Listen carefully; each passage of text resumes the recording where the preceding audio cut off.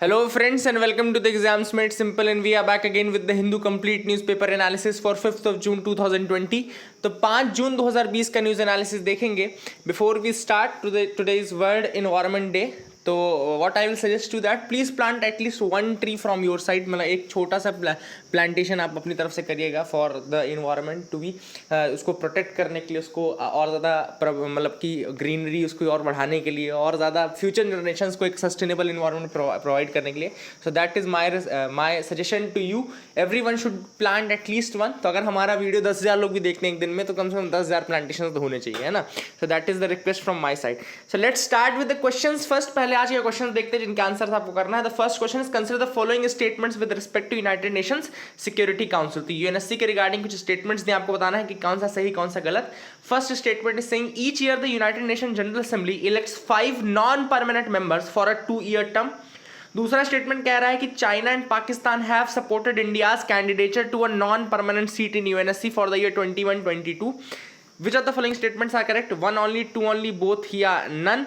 So think of the correct answer for this. आपको बताना है कौन सा आंसर करेक्ट है, कौन सा स्टेटमेंट सही, कौन सा आंसर गलत है. तो इसका जो करेक्ट आंसर है वो है सी. अब आप पूछेंगे कि यार 10 पर नॉन परमानेंट मेंबर्स होते हैं तो 5 क्यों. तो इसका सी इसलिए क्योंकि हर साल जनरल असेंबली जो है 5 इलेक्ट करती है आउट ऑफ 10. तो 10 में से 5 जो है वो United Nation General assembly elect करती है फॉर अ 2-year टर्म. याद रखिएगा, ठीक है ना. एंड 10 पर नॉन परमानेंट मेंबर्स होते हैं. वैसे जो सीट्स होती है वो 10 नॉन परमानेंट की होती है. अफ्रीका के लिए 5 होती है and Asian states, and 1 for eastern European states, 2 for Latin American and Caribbean states and 2 for Western Europe and other states. Second question है BP Sharma committee sometime seen in news recently is associated with which of the following.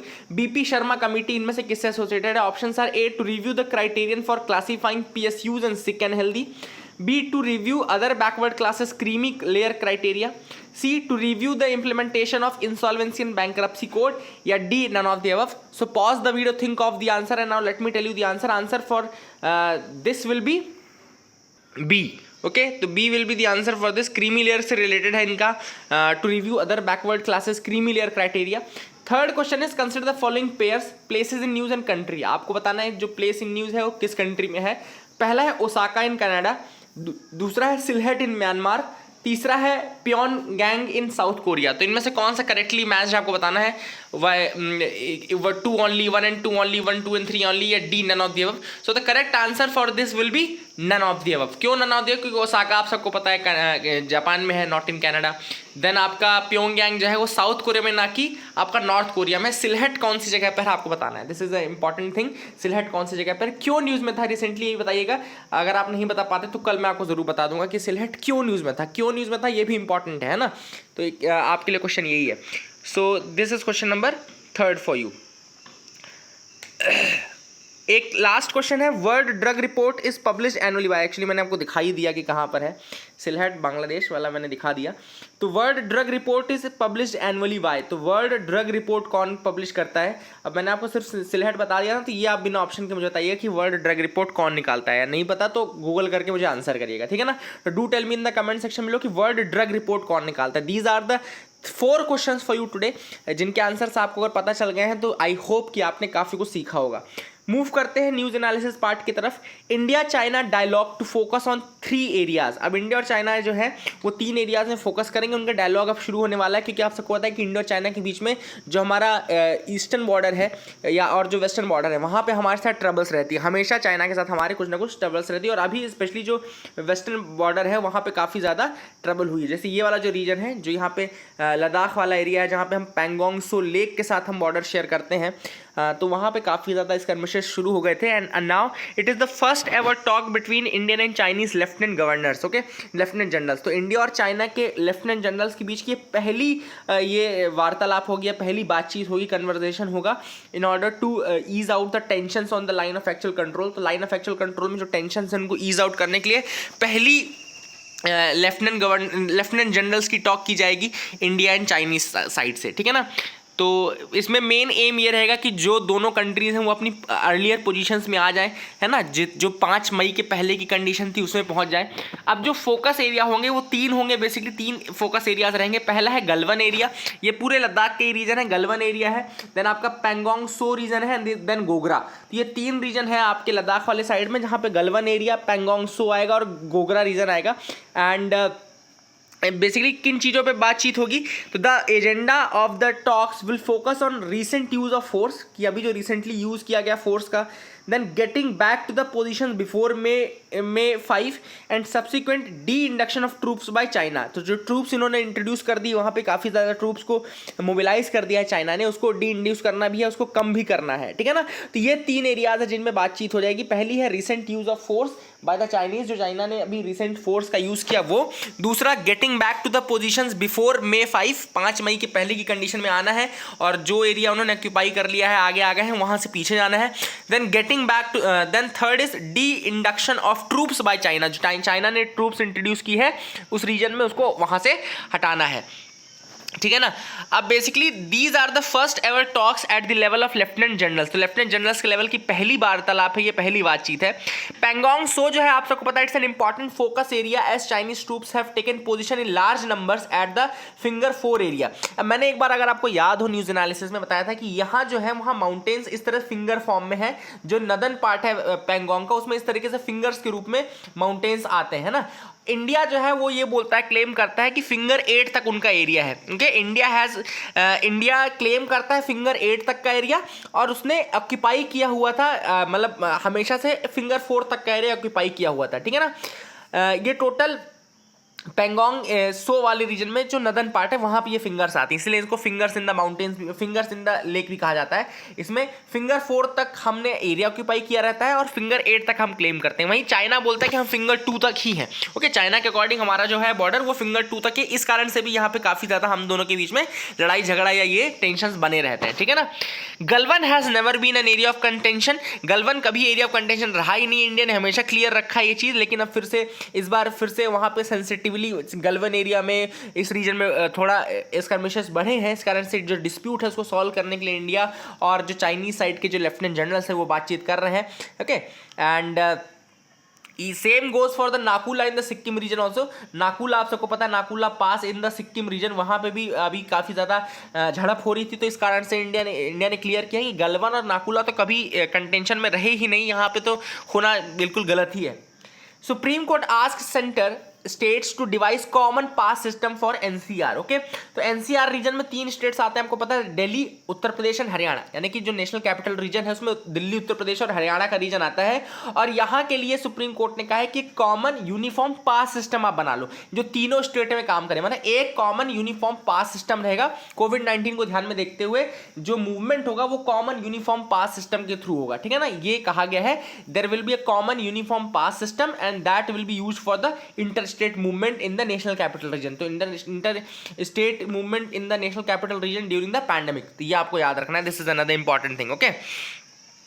अगली जो news है वो है small drop in the joblessness in 2018 and 2019। तो PLFS यानी कि जो आपका पीरियोडिक लेबर फोर्स सर्वे है, पीरियोडिक लेबर फोर्स सर्वे, पहली चीज़ की कौन निकालता है, इसको रिलीज करता है ministry of statistics and programme implementation. जो सिंपल चीज़ हमको पहले प्रीलिम्स के हिसाब से याद रखनी है कि पीरियोडिक लेबर फोर्स सर्वे निकालता कौन है, it is released by the ministry of statistics and programme implementation. इसके अकॉर्डिंग डेटा ये आया है कि इंडिया का जो अनएम्प्लॉयमेंट रेट है that has improved in the last 45 years, मतलब 45 साल से हमारा जो अनएम्प्लॉयमेंट रेट है वो इंप्रूव हुआ है। और ये 2017-18 में 6.1% पे था, 18-19 पे अगर हम देखें अनएम्प्लॉयमेंट रेट तो 5.8% पे है, तो थोड़ा इंप्रूवमेंट देखने को जरूर मिला है as per the details of periodic labour force survey. तो भगवान जाने कौन सा सर्वे ये करते हैं, कहाँ पे ये सर्वे हो रहा है, अनएम्प्लॉयमेंट बढ़ रहा है और यहाँ पे ये लोग दिखा रहे हैं कि वो इंप्रूव हो रहा है। So let's see that also. तो ministry of statistics and programme implementation जरूर याद रखना। अब लेबर फोर्स पार्टिसिपेशन रेट जो है वो भी इंप्रूव हुआ है अकॉर्डिंग टू दिस, मतलब कि 36.9% था 2017-18 में लेबर फोर्स पार्टिसिपेशन रेशियो, अब वो बढ़ करके 37.5% हो गया है, ठीक है ना। लेबर फोर्स को क्या होता है, लेबर फोर्स की डेफिनेशन है, it is defined as people who are working और सीकिंग वर्क और available for work. Now this is very very important. Labour force का मतलब है कि ऐसे लोग who are working, who are seeking work और अवेलेबल फॉर वर्क, इन्हीं को लेबर फोर्स कहा जाता है। तो लेबर फोर्स में ये तीनों तरीके के लोग आते हैं, those who are working also, those who are seeking to work also and those who are available for work also. तो ये सब इंक्लूडेड रहेंगे इन द लेबर फोर्स। ये बहुत इंपॉर्टेंट चीज है, प्रीलिम्स से पूछी जा सकती है, इसको याद रखिएगा। The report shows that India, the dip came across all categories, though women and rural workers showed the most improvement. तो women और जो women and rural workers जो थे वहाँ पे सबसे अधिक improvement देखने को मिला, ऐसा सर्वे कहता है। women का जो unemployment rate है वो 5.7 से घट करके 5.2 हो गया, लेकिन जो मेल अनएम्प्लॉयमेंट है वो 6.2 से घट के केवल 6 ही हुआ है, ऐसा सर्वे का कहना है। अर्बन अनएम्प्लॉयमेंट जो था वो अभी भी हाई था, 7.7% 2018-19 में, और 2017-18 में 7.8 था। रूरल अनएम्प्लॉयमेंट 5.3 से गिर करके 5% पर आ गया है। तो ये सर्वे ने कुछ फैक्ट्स दिए थे। आई होप यू गॉट क्लैरिटी, इनको याद रखिएगा, दिमाग में बैठा के रखिए, ठीक है ना। आगे मूव करते हैं, देखते हैं क्या इंपॉर्टेंट न्यूज आइटम्स है जिनके बारे में हमको डिस्कस करना है। So you can move with me as well, अभी मेरे साथ आगे बढ़ते जाइए।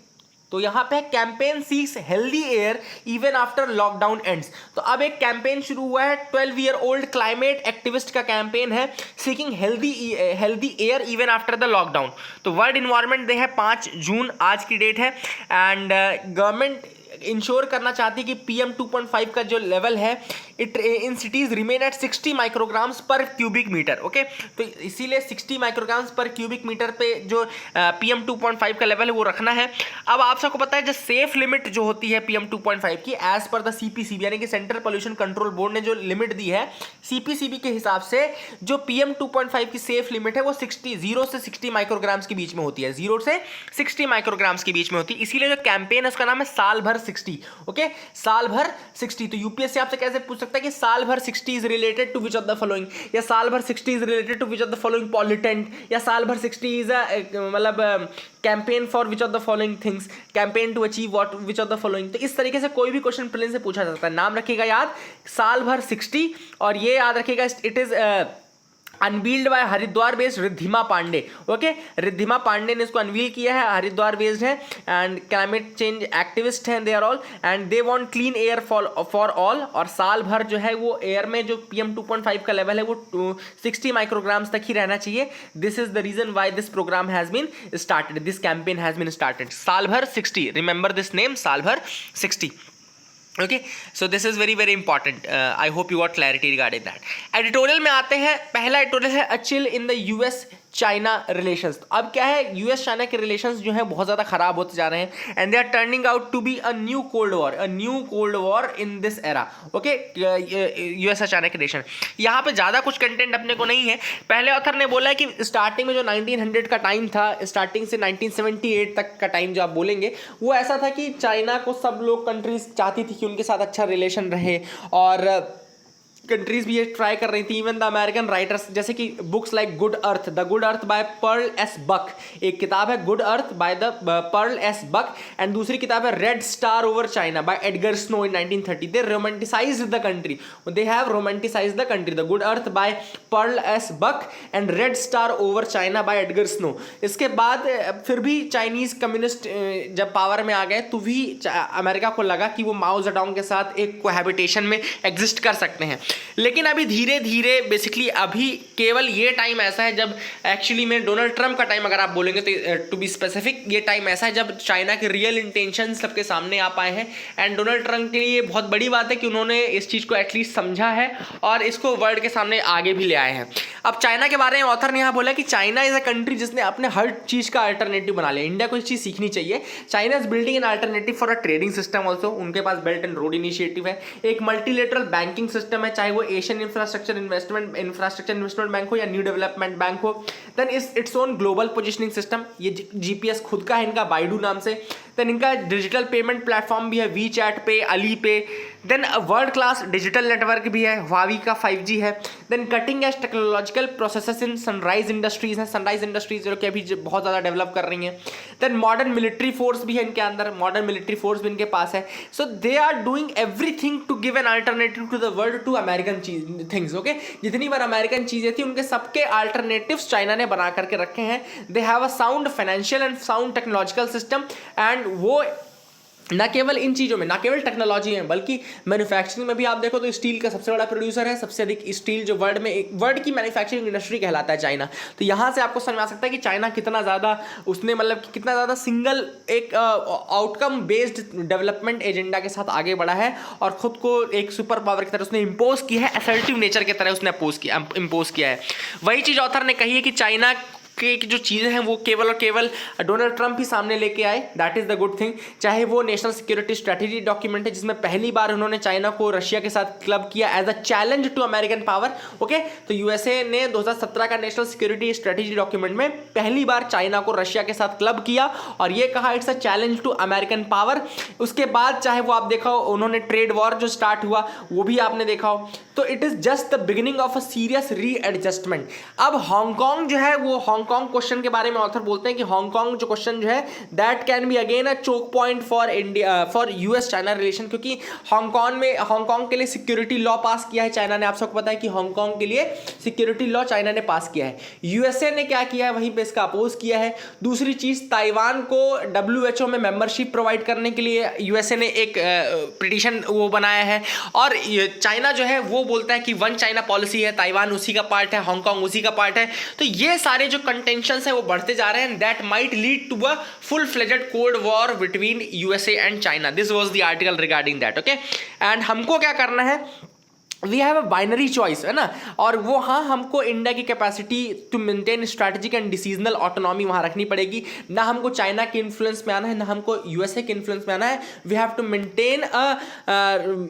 Maintain a very specific balance between the two. हमको दोनों के बीच में बहुत बड़ा एक बैलेंस बना करके चलना पड़ेगा।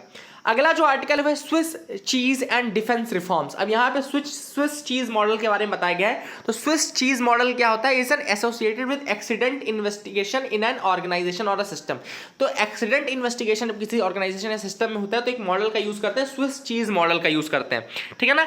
अब स्विस चीज मॉडल में क्या होता है, a system consist of multiple domains और लेयर्स। एक सिस्टम के अंदर अलग अलग लेयर्स होती है जिनको सब सिस्टम्स बोलते हैं, सब डोमेन्स बोलते हैं, सब लेयर्स बोलते हैं। Each having its own shortcomings, सबकी अपनी शॉर्टकमिंग्स होती हैं। These layers are visualised in the model as slices of Swiss चीज।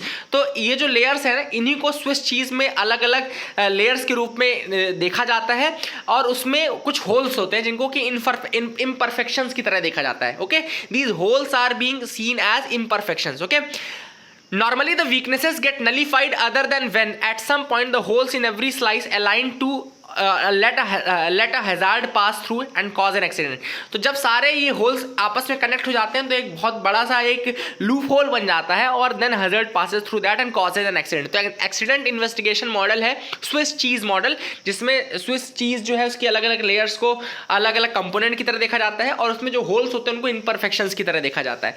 अब ऑथर ने यही मॉडल डिफेंस के रूप में यूज किया। तो यहाँ पे ऑथर के अकॉर्डिंग 3 लेयर्स हैं। इंडिया का जो डिफेंस सिस्टम है उसमें 3 लेयर्स हैं और उसकी जो अलग अलग चीजें हैं, जो अलग अलग इंपरफेक्शंस हैं, उनके बारे में ऑथर ने यहाँ पे बात की है। तो वो 3 लेयर कौन कौन सी हैं इंडिया के डिफेंस मॉडल में, पहली थी वो देख लेते हैं।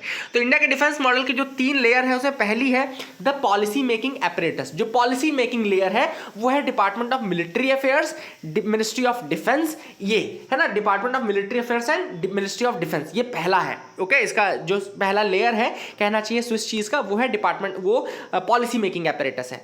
सेकेंड है the defence and research development, defence research and development. तो R&D वाला जो लेयर है वो सेकेंड लेयर है, R&D का है। तीसरा जो है आपका 3 सर्विसेज, जो आपकी एयरफोर्स, नेवी एंड जो मिलिट्री है आपकी, वो 3 सर्विसेज जो है वो तीसरी लेयर है, ठीक है। तो ये 3 लेयर है, इन तीनों के कुछ अपने होल्स हैं जो कि इनके इम्परफेक्शंस हैं, उनको कैसे दूर किया जाए ये, ताकि कोई एक्सीडेंट कॉज ना हो, इसके बारे में ये आर्टिकल लिखा गया। तो आई होप मैं आपको समझा पा रहा हूँ, क्योंकि बहुत कठिन लैंग्वेज रहती है कभी कभी आर्टिकल्स की, but I try to be as specific as possible. जितने कम शब्दों में, जितना सरल शब्दों में आपको समझा सकूँ वो कोशिश रहती है हमारी, ठीक है ना।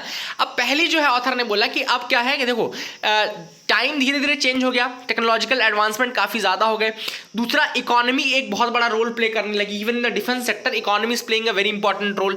देन कंप्यूटर प्रोसेसिंग फास्ट हो गई, नेटवर्किंग कैपेबिलिटीज बढ़ गई, skyrocketing cost of equipment brought in the concept of parallel. तो ये सारी जो चीज़ें हैं, यहाँ से पैरेलल वॉरफेयर का कंसेप्ट शुरू होता है। ओके, पैरेलल वॉरफेयर का कंसेप्ट शुरू होता है। पैरेलल वॉरफेयर मतलब synergised application of tools of national power. Okay, synergise एक साथ जब आप इंप्लीमेंट करते हो tools of national power. Okay, synergise use of tools of national power. उसी के बाद जो ये सिनर्जी में लाने के लिए, टूल्स ऑफ नेशनल पावर को सिनर्जी में लाने के लिए, इकोनॉमी को और ज़्यादा मतलब डिफेंस में भी इकोनॉमी को देखने के लिए, इन सारी चीज़ों के लिए जो चेंजेस किए गए, मिनिस्ट्री ऑफ डिफेंस बनाई गई, डीएमए बनाया गया, डिपार्टमेंट ऑफ मिलिट्री अफेयर्स बनाया गया, देन आपका चीफ ऑफ डिफेंस स्टाफ की पोस्टिंग की गई। तो they are trying to achieve synergy, they are trying to achieve the synergy between the all, है ना। इनके बीच में सिनर्जी के लिए पहला हम अभी उसका चीज़ का पहला लेयर डिस्कस कर रहे हैं बेसिकली, तो पॉलिसी मेकिंग वाला, ठीक है। तो वहाँ पे आया। दूसरा है एक्सेस टू राइट इक्विपमेंट, मतलब कि टेररिस्ट एक्टिविटीज़ जो आप चाहे जम्मू कश्मीर रीजन में देख लो, चाहे कहीं भी देख लो, चाहे चाइना बॉर्डर पे आप चाइनीज़ एक्टिविटीज़ देख लो, बहुत ज़्यादा बढ़ती जा रही हैं। पीस बहुत ज़्यादा प्रिवेल नहीं कर पा रहा है, ठीक है ना। वहीं पे अगर आप देखो तो हमको और ज़्यादा सिक्योरिटी अपने अगर कैपेबिलिटी बढ़ानी है तो एयरफोर्स का मिनिमम 300 फाइटर्स चाहिए, 300 फाइटर जेट चाहिए अपने स्क्वाड्रन को और ज़्यादा मजबूत करने के लिए। वहीं आर्मी को बहुत अलग अलग तरीके की गन्स के टाइप चाहिए, नेवी को शिप्स चाहिए, हेलीकॉप्टर्स चाहिए। तो requirements are worth billions of dollar, but with covid induce cuts in defence spending and their diversion to the social sector. तो अब यहाँ पे हमको बहुत ज़्यादा पैसा भी खर्च करना पड़ेगा। हमको पता है कि हमको गन्स चाहिए, हमको बोट्स चाहिए, हमको नेवी के लिए शिप्स चाहिए। वहीं पर हमको ये भी पता है कि हमारे पास स्क्वाड्रन में फाइटर जेट्स कम है, तो हमको फाइटर जेट्स भी चाहिए। तो इन सब चीज़ों को लाने के लिए बहुत ज़्यादा पैसा खर्च होगा। लेकिन कोविड-19 के टाइम में जो पैसा है वो कहीं ना कहीं सोशल सेक्टर की तरफ जा रहा है, तो वहाँ पे हमको बहुत सारा तो वहाँ पे तीसरा फिर लेयर काम आता है। तीसरा जो लेयर है स्विस चीज़ का वो है R&D। वहाँ सेकेंड जो लेयर आता है वहाँ पे R&D आता है। तो R&D में हमको बहुत ज़्यादा पैसा इन्वेस्ट करने की ज़रूरत है। जो भी पैसा आप इन्वेस्ट करो वो लोकल अगर आपको चाहिए, अगर आपको इम्पोर्ट सब्सटीट्यूशन करना है, अगर आपको दूसरी कंट्रीज पर डिपेंड नहीं होना है, अगर आपको सारी चीज़ें चाहिए अपनी कंट्री में, तो आपको फिर R&D में इन्वेस्ट करना पड़ेगा। और आपको स्विस चीज़ का जो ये लूप होल है इसको दूर करना पड़ेगा कि आप अपने खुद के वॉर फाइटिंग इक्विपमेंट्स बना सको, ठीक है ना। तो ये सारी चीज़ें आपको पॉलिसी में चेंज करने पड़ेंगे। दूसरा, आपको R&D में बढ़ावा देना पड़ेगा। तीसरा जो है वो थिएटर कमांड है। ये 3 सर्विसेज के लिए जो तीसरा स्लाइस था, थिएटर कमांड। थिएटर कमांड मैंने पहले बताया था कि थिएटर कमांड का जो मॉडल है वो USA और चाइना में बहुत ज़्यादा यूज होता है। थिएटर कमांड में क्या होता है, ये तीनों की तीनों जो सर्विसेज होती है ना, एयरफोर्स, आर्मी एंड नेवी, ये तीनों के तीनों जॉइंट ऑपरेशन करती हैं। किसी भी चीज़ में जॉइंट एक ऑफेंस की स्ट्रैटेजी है ये थिएटर कमांड, एंड यहाँ पे तीनों जो फोर्सेस रहती हैं वो जॉइंट ऑपरेशंस करती हैं। तो उनको बढ़ावा देने के लिए आपको थिएटर कमांड्स बनाने की जरूरत है, और यहाँ पे तीनों सर्विसेज वाला जो तीसरा लेयर है वो काम आएगा, ठीक है ना। The 3 services that constitute the third Swiss cheese slice have to contend with the other 2 slices being in the state of flux for the time to come. Okay, the 3 services that constitute the third slice have to contend with the other 2 slices being in the state of flux for some time to come. और वहाँ पे हमको चाहिए कि हम इन तीनों slices के जो लूप होल्स हैं, जो होल्स हैं, उनको दूर करें, और वहीं पे हम तभी एक प्रॉपर डिफेंस आर्किटेक्चर बना पाएंगे। और चाइना और USA का मैंने आपको बताया कि वो लोग थिएटर कमांड सिस्टम यूज़ करते हैं, एंड US ने वहाँ पे एक एक्ट पास किया, gold water Nichols act. Okay, तो गोल्ड वाटर निकोल्स एक्ट 1986 में उन्होंने पास किया था। That is for the theatre command system only. तो थिएटर कमांड के लिए gold water Nichols act 1986 USA ने पास किया था। तो ये भी आप याद रखिएगा प्रीलिम्स पॉइंट ऑफ व्यू से। अगला जो आर्टिकल है वो है एम्ब्रेसिंग अल्टरनेटिव प्रोटीन। अब अल्टरनेटिव प्रोटीन की बात वर्ल्ड एनवायरनमेंट डे के दिन की जा रही है, 5 जून है।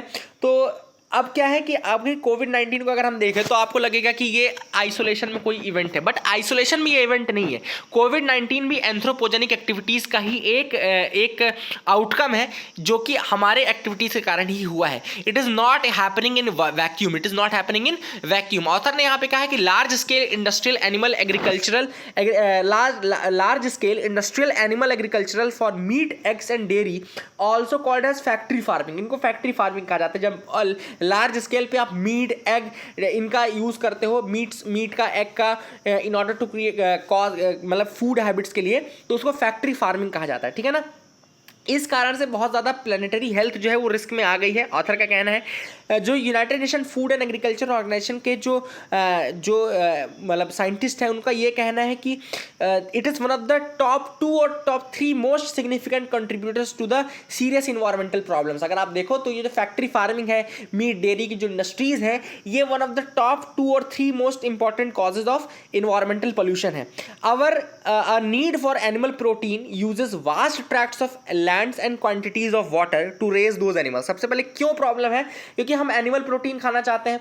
अब उस एनिमल प्रोटीन के लिए जो लैंड की जरूरत है बहुत ज़्यादा पड़ती है, वाटर की जरूरत बहुत ज़्यादा पड़ती है, in order to raise those animals, to graze them and to grow crops, to feed them, उनको खिलाने के लिए खाने की जरूरत पड़ती है। Then it adds to more climate change, ये और ज़्यादा क्लाइमेट चेंज का कॉज करता है। क्यों? क्योंकि एमिशंस होते हैं, पूरा ट्रांसपोर्टेशन सिस्टम जो चल रहा है because of that factory farming, वो कॉज कर रहा है environmental pollution. Then wild and farmed seafood production also causes significant environmental degradation, species loss हो रहा है, हैबिटेट डिस्ट्रक्शन किया जा रहा है। तो ये सारे पॉइंट्स आप जरूर याद रखिएगा कि क्यों, किस तरीके से ये जो फैक्ट्री फार्मिंग है, किस तरीके से जो ये एनिमल प्रोटीन का जो नीड है जो हम लेना चाहते हैं, उसके लिए कितना ज़्यादा मतलब नुकसान होता है इन्वायरमेंट को। Of course as the name suggest animals are also the source of viral outbreaks, जैसे कि viral diseases, for example swine flu हुआ, एवियन फ्लू हुआ, ये सारी जो डिसीजेस है। कोविड-19 लास्ट डिसीज नहीं है जो इस समय होगी। अगर हमें आई जो नीड है एनिमल प्रोटीन के लिए उसी तरह बढ़ती रही तो आगे और ज़्यादा बड़े बड़े हमको डिजास्टर्स या कहना चाहिए आउटब्रेक्स देखने को मिल सकते हैं, ठीक है ना। All over the world, companies in the exciting alternative protein sector are making upgraded versions of meat, eggs and dairy from plant or crop ingredients. अब क्या हो रहा है कि एक अल्टरनेटिव प्रोटीन इंडस्ट्री सेगमेंट चल रहा है।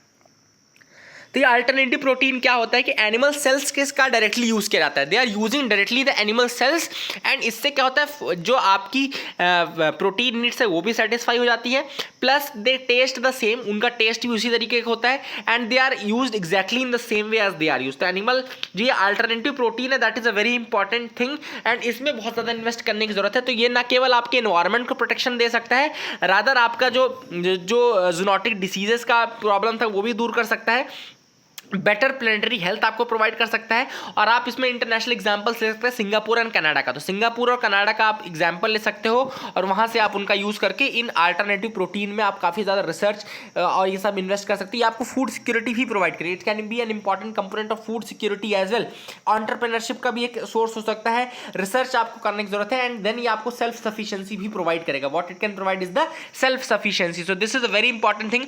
फैक्ट्री फार्मिंग जो इंडिया में है वो अभी बहुत कम इंडस्ट्री, छोटी इंडस्ट्री है यूएस, ब्राजील और चाइना के कंपैरिजन में, लेकिन धीरे धीरे ये बढ़ती जा रही है और इसको बढ़ने से पहले हमको इसका अल्टरनेटिव ढूंढ लेना चाहिए और मैन्युफैक्चरिंग से ज़्यादा हमको इसकी जो अल्टरनेटिव प्रोटीन है उसका हम यूज़ कर सकते हैं for food security, agricultural income and इन सब चीज़ों के लिए। तो that is the thing, that is the model which we should promote. इस मॉडल को हमको प्रमोट करने की आवश्यकता है, ऐसा ऑथर ने कहा है। आगे मूव करते हैं, देखते हैं क्या इंपॉर्टेंट न्यूज आइटम्स हैं। India Australia meet strengthen ties. तो अब इंडिया ऑस्ट्रेलिया की जो पहली कहना चाहिए वर्चुअल समिट हुआ between prime minister Narendra Modi and Australian prime minister Scott Morrison, और वहां पे हमने साइन किया mutual logistic support agreement. Mutual logistic support agreement sign किया and we issued a joint declaration on shared vision for maritime cooperation and in the Indo Pacific reason में shared vision for maritime cooperation भी हमने release किया। Then वहां पे हमने बात की 2+2 फॉर्मेट की, जो कि डिफेंस और जो फॉरेन सिक्योरिटी मिनिस्टर्स रहेंगे उनके एक टॉक होगी। तो हमने 2+2 डायलॉग की बात की है between India and Australia, at least एक बार 2 सालों में होनी चाहिए। G7 को बढ़ा करके जो G11 किया जा रहा है, G7 से बढ़ करके जो G11 होगा उसमें इंडिया और ऑस्ट्रेलिया को भी इन्वाइट किया गया है। तो वहाँ पे अभी हमारी फेस टू फेस बातचीत भी होगी ऑस्ट्रेलिया के साथ। Then mutual logistic support agreement जो साइन किया गया है वो क्या करेगा, it will allow the both militaries the reciprocal use of bases, humanitarian and disaster relief cooperation, port exercises and passage exercises. तो ये हमको जो म्यूचुअल लॉजिस्टिक सपोर्ट एग्रीमेंट है क्या करेगा, लॉजिस्टिक्स का यूज़ करने के लिए दोनों मिलिट्रीज को देगा। जो अगर कोई ऑस्ट्रेलियन बेस है, कोई अगर ऑस्ट्रेलियन बेस है तो वहाँ पे इंडिया का अगर मिलिट्री है, इंडिया की नेवी वहाँ पे ले सकती है मतलब वहाँ पे उनका कोऑपरेशन ले सकती है। अगर कोई इंडियन बेस है तो वहाँ ऑस्ट्रेलिया की जो नेवीज मिलिट्री है वहाँ पे उनको सपोर्ट मिल सकता है। देन अगर ह्यूमैनिटेरियन और डिजास्टर रिलीफ कोऑपरेशन करना है, पोर्ट एक्सरसाइज करनी है, कोई फ्यूल फिलिंग करनी है, ये सारी कुछ चीज़ें करनी है, अगर कोई फ्यूल खत्म हो जाता है किसी उसका शिप का, नेवी का, उसका नेवल शिप का, उसका, तो उसको फ्यूल फिलिंग की भी एक्सरसाइज परमिशन मिल जाएगी वहाँ पे। देन हमने एग्रीमेंट किया है साइबर टेक्नोलॉजी पे, हमने इलेक्ट्रॉनिक्स के फील्ड में, मेटल्स के फील्ड, रेयर अर्थ मेटल्स के फील्ड में इनके लिए भी हमने किया है ना। देन वाटर मैनेजमेंट के फील्ड में भी हमने इनके साथ कॉपरेशन की बात की है। तो ये कुछ फील्ड्स हैं जहाँ पे हमने इंडिया ऑस्ट्रेलिया ने कॉपरेशन की बात की है। अनक्लॉज के लिए हमने बात की कि इंडो पैसिफिक में प्रॉपर एक सिस्टम बने। अनक्लॉज आपको पता है united nation convention for the law of the sea कहा जाता है, जो मैंने एक बार आपको बताया भी था कि एक आपकी होती है टेरिटोरियल वाटर्स, दूसरा आपका कंटिगुअस जोन होता है 12 nautical mile, 24 nautical mile, then 200 nautical mile तक आपका एक्सक्लूसिव इकोनॉमिक जोन होता है। तो ये सब अनक्लॉज के अंदर ही आता है। United nation convention for law of the sea, इसी को law of the sea convention कहा जाता है या law of the sea treaty भी कहा जाता है। ये इफेक्टिव है 1982 से, 16 नवंबर 1982 से ये इफेक्टिव है। तो ये भी आप याद रख सकते हैं। This is something which is important. I hope you got clarity regarding that. आगे मूव करते हैं। Centre launches internship scheme for 25,000 graduates. Centre ने एक स्कीम लॉन्च की है फॉर 25,000 ग्रेजुएट्स एंड अनएम्प्लॉयमेंट आपको पता है सबको बढ़ता जा रहा है। तो इंडस्ट्री रेलिवेंट जो मतलब स्किल्स हैं वो डेवलप करने के लिए, इस इंडस्ट्री रेलिवेंट स्किल्स को डेवलप करने के लिए जो फ्रेश ग्रेजुएट्स हैं, टेक्निकल कोर्सेज से जो फ्रेश ग्रेजुएट्स रहेंगे उनको कुछ प्रॉपर ट्रेनिंग और इंटर्नशिप प्रोवाइड करने के लिए एक स्कीम लॉन्च की गई है।